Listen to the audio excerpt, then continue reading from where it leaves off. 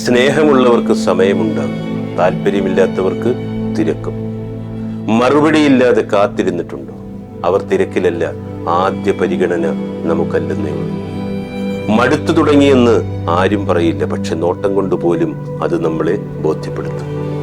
മനസ്സിലായിട്ടും സ്നേഹത്തിന് വേണ്ടി ഒരാളോട് യാചിക്കുന്നതിനേക്കാൾ കഷ്ടം മറ്റെന്തുണ്ടെന്നേ.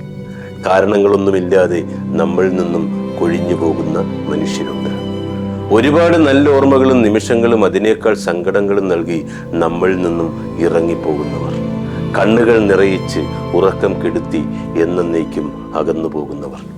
സ്വന്തമെന്ന് കരുതി എല്ലാം വിട്ടുകൊടുത്തിട്ടും വീണ്ടും വീണ്ടും ജീവിക്കുവാൻ നമുക്ക് കഴിയുന്നെങ്കിൽ ഉറപ്പാണ്, നമ്മളെ ആർക്കും തകർക്കാനാവില്ല. മുറിവേറ്റിട്ടും കൊഴിഞ്ഞുപോയ ജീവിതത്തെ സ്വയം ചേർത്ത് വെക്കുന്നുവെങ്കിൽ ഇങ്ങനെയെങ്കിലുമൊക്കെ ജീവിക്കാൻ അന്ന് തൊട്ടേ നമ്മൾ പഠിച്ചിരിക്കണം.